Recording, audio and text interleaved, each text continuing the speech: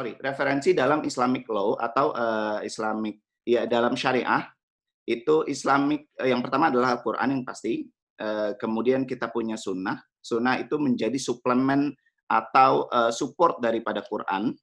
Dan yang ketiga, kita memiliki kita memiliki ijtihad. Ijtihad ini adalah kesepakatan dari para ulama atau interpretasi dari para ulama atas Quran dan Sunnah terhadap persoalan-persoalan atau isu-isu yang ada di masyarakat kita.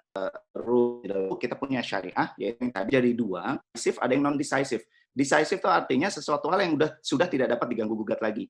Lakukan interpretation atau ijtihad yang menggunakan, nah ijtihad ini tapi nggak sembarangan ya, maksudnya kita sebagai pihak atau kita sebagai publik, itu kita tidak bisa langsung mengijtihad suatu Quran atau Sunnah, tetapi ada satu metodologi, yaitu yang bernama usul fikih.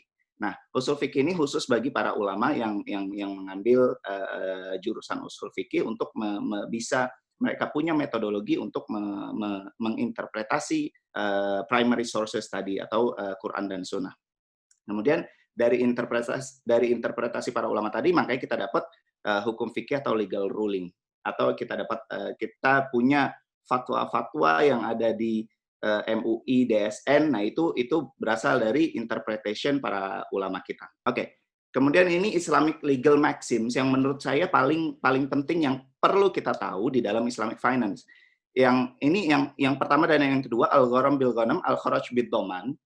Intinya adalah profit itu akan selalu jalan dengan resiko. Jadi yang namanya return itu akan selalu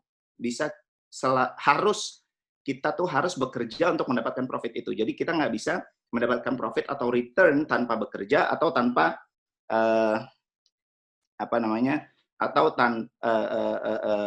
kita bersifat pasif ya, tidak bekerja atau tanpa mengambil resiko, tanpa ada liability, terus kita tiba-tiba dapat profit atau return. Itu tidak diperbolehkan dalam Islam. Jadi dalam Islam bahkan sampai Sayyidina Umar bin Khattab itu sampai beliau tuh meninggal, sebelum beliau meninggal, beliau tuh sampai bilang bahwa saya tuh lebih baik mati di antara kaki dua untaku. Artinya dia bilang bahwa dia tuh lebih cinta bekerja untuk umatnya. Jadi bekerja itu sangat penting di dalam konteks bekerja itu sangat penting dalam Islam. Karena tanpa bekerja tidak ada profit dan tidak ada return. Kemudian yang ketiga yang penting lagi adalah la darara wa la dirar. Kita tidak boleh membahayakan. La darar itu tidak boleh membahayakan diri sendiri, wa la dirar tidak boleh membahayakan orang lain. Jadi ini suatu motto yang sangat penting dalam kita berinteraksi, khususnya dalam Islamic finance industry, bahwa jangan sampai kita membuat suatu produk atau punya produk yang dapat membahayakan diri kita maupun orang lain.